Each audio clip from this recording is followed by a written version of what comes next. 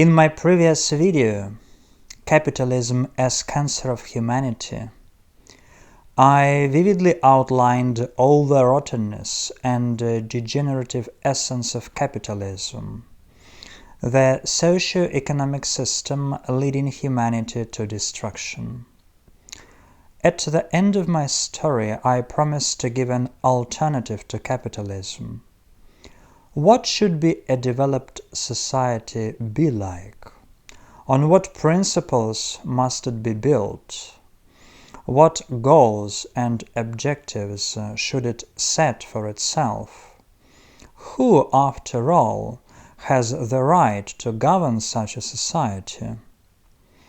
We realize that this topic is a large-scale one, and in a good way it is necessary to write a work no smaller in volume than Karl Marx's Capital, but we can nevertheless outline some general contours of this society, outline its main features, so to speak. As for the details, they can be drawn later. Let's start with the fact that any society should have a purpose for existence, as, by the way, for an individual. Without a goal, there is no conscious creativity, no directed movement, no development. Under capitalism, the goal is enrichment. As we can see, this goal hasn't made people happier, wiser, or more intelligent. On the contrary, it corrupted them. The lowest elements of society, crooks and scoundrels of different kinds, were able to get out of the mud into princes and parasitize the society of which they themselves are a part. On the contrary, creative and evolutionary thinking people are at the very bottom. Almost no one listens to their ideas, as they are not beneficial to the parasitic elite of the society. Everything clear with this. But what can be the evolutionary goal for both man and society as a whole? To realize the right goal, you need to understand what a man is. What is a man, and why does he as a male or she as a female exist on planet Earth? Man is a being occupying an intermediate position between the world of demons and the world of gods. Hence, the vector of its evolutionary movement can be directed either to the world of demons or to the world of gods. As we can see, in recent centuries, this vector has been clearly directed to the world of demons. In the 20th century alone, hundreds of millions of people died in wars, revolutions, artificially created famines and epidemics. People with demonic mentality have been in power and are still in power. These people are still organizing epidemics, wars, all kinds of ethnic conflicts and outright genocide.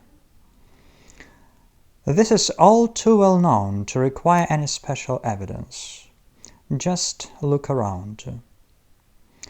We are interested in something else. What does a vector directed to the world of the gods mean for a man? What will society be like with this vector of development? What will the person himself be like? We believe that the highest meaning of human life is the transformation of themselves into God. Just as a larva becomes a butterfly, so a person can become a god. The qualities of God are well known. These are omniscience, omnipotence, omnipresence, eternity, unity. As one of my greatest teachers, George Ivanovich Gurdjieff, used to say, You can't even remotely imagine what a person is capable of with proper development. And he was absolutely right. A person can and should know everything, be able to do everything, be at any point in space and time, have eternal life in his or her chosen biological body, and be one in himself or herself. With proper development, a person can become a god, invulnerable to any weapon, including nuclear weapons. He is able to constantly maintain his youth, as well as slow down or accelerate the processes of aging in any other objects. He can completely control the elements of nature with the power and capabilities of his brain, create any buildings and structures without resorting to the help of his hands or to the help of robots or complex mechanisms, but exclusively with the help of his inner strength. Naturally, he is able to have teleportation, the ability to change his form and take the form of any living and inanimate object on the planet, as well as be able to read any information from any biological and non-biological object, any information about the past and possible future without any time limit.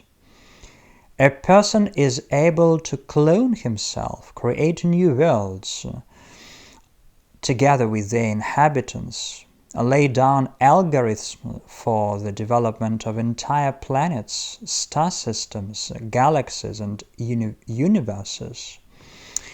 The possibilities of the God-man are limitless.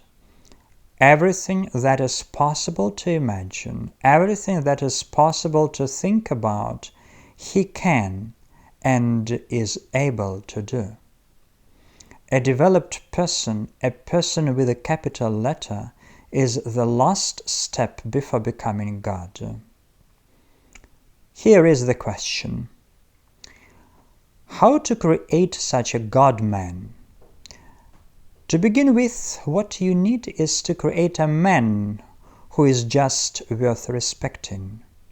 An ordinary person with an ordinary lowercase letter, who would be able to live according to the conscience and in harmony with nature, and who would see the main goal of life in the development of his own soul. The first thing to do is to wring the neck of capitalism in Russia. Wring the neck of capitalism in Russia, I can repeat. Capitalism is terrible. First of all, because it turns a person into an economic slave. People have practically no free time for creativity and their own development.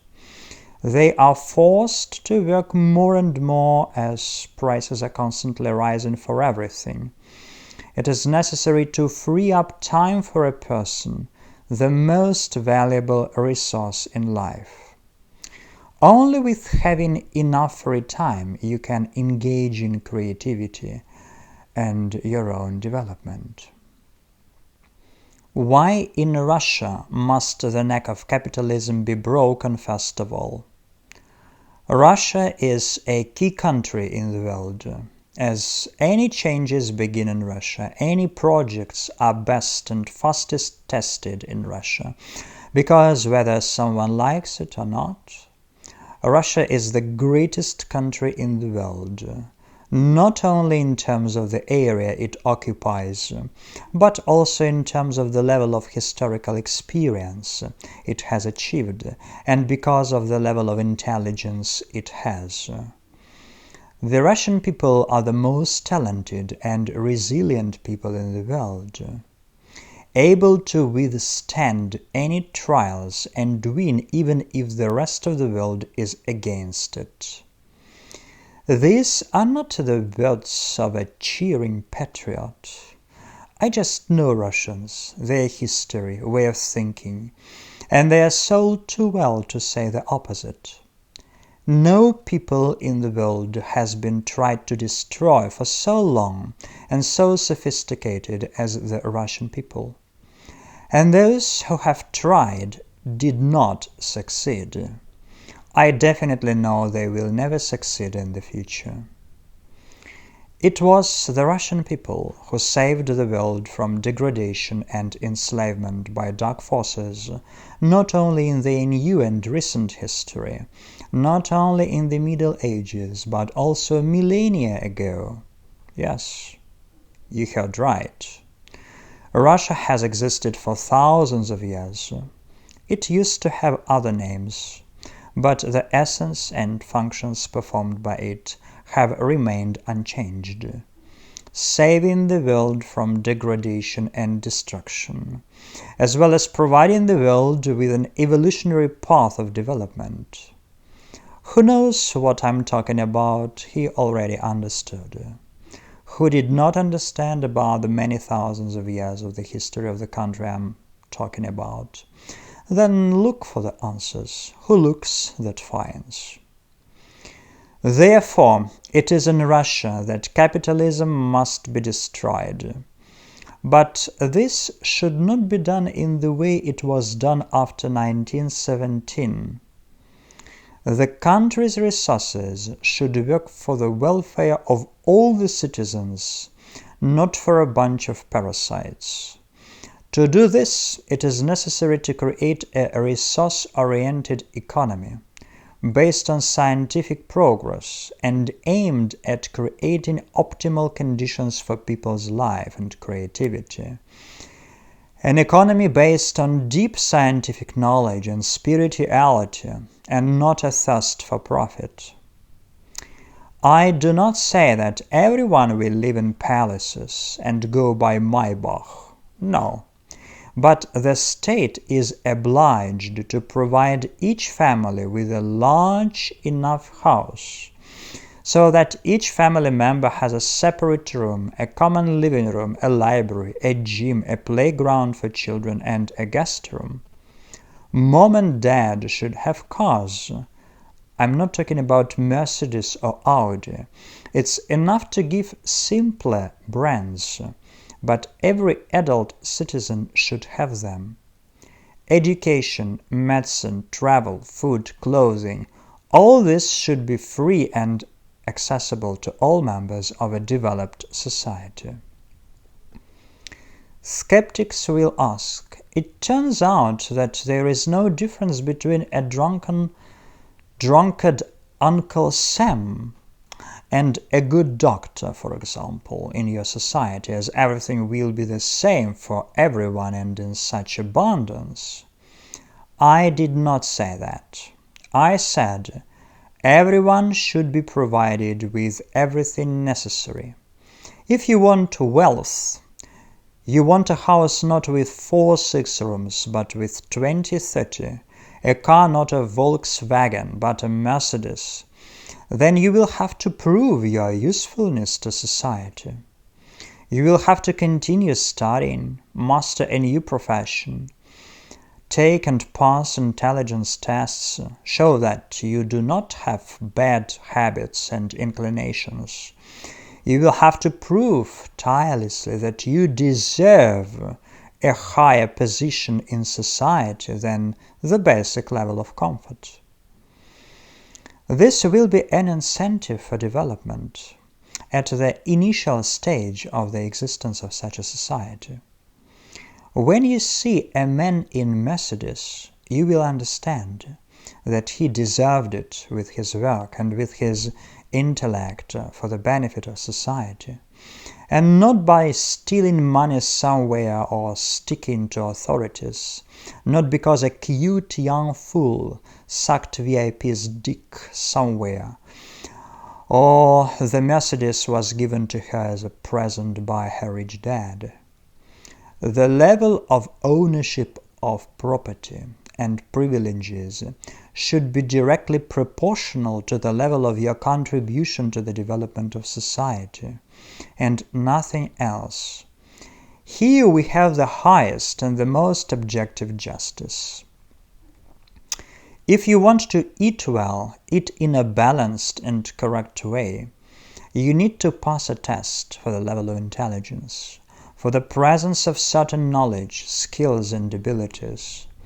If you don't know how, or just don't know, here's a more modest basket of products for you, without red caviar, shrimps, and Belgian chocolate. Pasta of domestic production, potatoes, carrots, onions, simpler sweets, and instant coffee. Isn't it fair? If you don't want to develop, then eat modestly. It is the same with clothes and accessories. The more primitive a person is, the lazier he is, the more primitive clothes he will have to wear. It will immediately be clear who is who. Not like now. Some chick will put all the brands on herself, and she goes wagging her backside, but what she really has is only raw sawdust in the head. This will not happen in the future. Such a chick will wear a sweatshirt and shoes of a usual shoe factory, simple and without frills. If you want brands, then study, work, and benefit society. That's how it should work. No money. All tests on the level of knowledge and intelligence are given to robots and checked by robots, without human involvement, in order to avoid dishonesty and biased evaluation. As you can see, it is very good for the initial stage of such a society. Society is starved for social justice. It is necessary, therefore, to create such a society. A society whose very structure will steadily and constantly motivate its members to develop and improve. If a person is fat, then what good is it? In a developed person, the body must also be developed. Therefore, it is necessary to create motivation for fat people to lose weight and become athletic. Until you lose weight, only the basic level of benefits will be available to you. Everyone must learn foreign languages. Everyone must learn different martial arts. People must study cooking, housing construction, survival in the wild and under enemy attacks, study design, yoga, techniques of working with consciousness and subconsciousness, and so on. The list here is very long. The question: what will happen to those who do not want to learn and improve? Answer: they will be outcasts in the society. They won't be allowed to die, of course, but no one will ever let them into any decent place. Most importantly, the road to power will be closed to them. Girls won't marry guys like that, and guys won't marry girls like that. Everything is fair. It will be a society without money, without human exploitation by men, without wars, without conflicts, without diseases and violence. It will be fully aimed at the comprehensive and integrated development of a person. Science will use its latest achievements to create the most favorable conditions for people's lives. The power in this bright society of the future will belong to the aristocracy, but not on the basis of continuity and heredity, but solely relying on the level of intelligence and spiritual development, the life experience of a person. The aristocrats will be the most intellectually and spiritually developed people, who will be distinguished by a thirst for selfless service to humanity. This title will not be hereditary. It will need to be earned in each case individually. The title can also be lost by a person if his behavior and actions cease to be highly moral and beneficial to society. A more developed society will be governed by a council of the worthy. The decisions of the council will be binding. When the members of society are freed from the need to think about how to make money and make ends meet, when the banks that rob people to the skin disappear, then people will have the opportunity to study their inner world, as well as opportunities that lie beyond ordinary perception.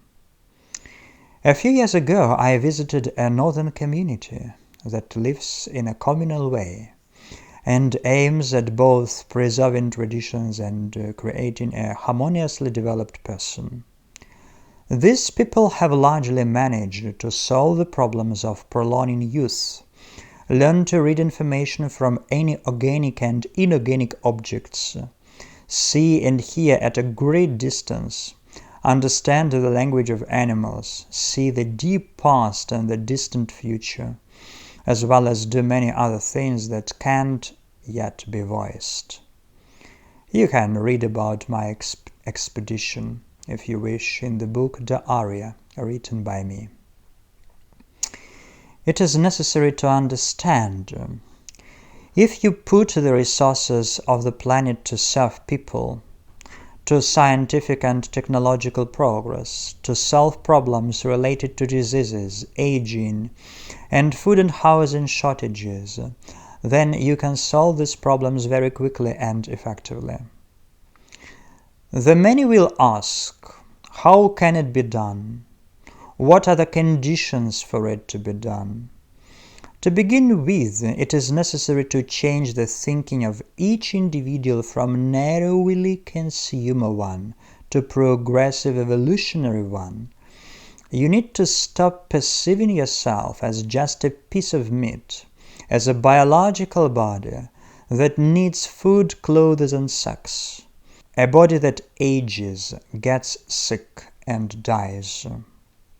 Man is a divine being, whose meaning of life consists in communion with God and other developed beings like him. Proper development is when you surrender all of yourself to God, the Great Mother, and say, "Thy will be done." Proper development is when you refuse to eat meat, refuse to drink alcohol and smoke tobacco, refuse to go to concerts of the so-called stars who sing nonsense for you and despise you in their hearts. Proper development is when you live in such a way as to cause irreparable damage to capitalism with your whole life. You don't take out loans, you don't have to pay any mortgage, you don't work at a job you hate. You live an independent and reasonable life. Your whole life should be built in such a way as to use the services that capitalism provides to you at a minimum. If you do this, then capitalism will lose its fuel. It will lose the opportunity to parasitize you. By depriving capitalism of its energy, you will destroy it. It will starve to death. You don't need to participate in it. You need to get out of it. Someone may ask, "We have children, we have loans, what should we do?" You need to sell what you have and go to the countryside to build it, buy a house there, to start your own farm. In reality, it is one of the most effective ways to get out of the parasitic system of the individual at the individual level of existence. Or if you can't do it, stay in the city, okay? Get rid of debts as soon as possible. And as soon as you get free, work at a minimum. so that you have enough for what you need, but spend most of your time on your own spiritual and mental development. Why? Because the main thing in life is not food, not things, not a position in society. This is all a lie that has been imposed on you since childhood in all possible ways. The most important thing is a person and his spiritual development. Life in this world ends very quickly. I have known a lot of people who have been in the grave for a long time.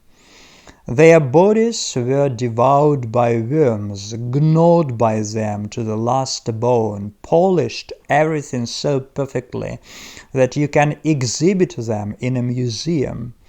Where are these people now? Where did all their efforts go? Almost all of them have worked hard and hard all their lives just to buy a new tea set, a better car, or build a house outside the city. So what? Did they buy it? Did they build it? Yes, sure. They bought a tea set, a car, and they built a house. And afterwards died. The many never lived to retire. They have been chasing illusions all their so-called conscious lives.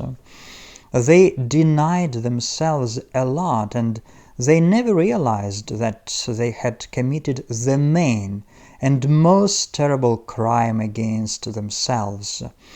They haven't developed like humans.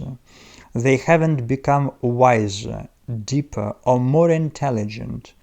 The many haven't understood how the world in which they live is really built. They died ignorant, weak, and sick, full of dissatisfaction and irritation, resentment, and unrealized desires. Why did all these things happen to them? Because they did not think about the development of their soul. They did not think about knowing God, not about making the world a slightly better place to live than it is now. They thought only about eating, shitting, and reproducing, and acquiring a new tea set, a car, or a house outside the city. They died. They are not here anymore. There is no more tea set, no car, no house outside the city. Dust returns to dust, and light returns to God. Therefore, be a light on the paths of others, and not manure which exists to fertilize other people's flower beds, and the remains will be thrown into the cemetery in order to feed hungry worms with them. Whoever has ears to hear, let him hear.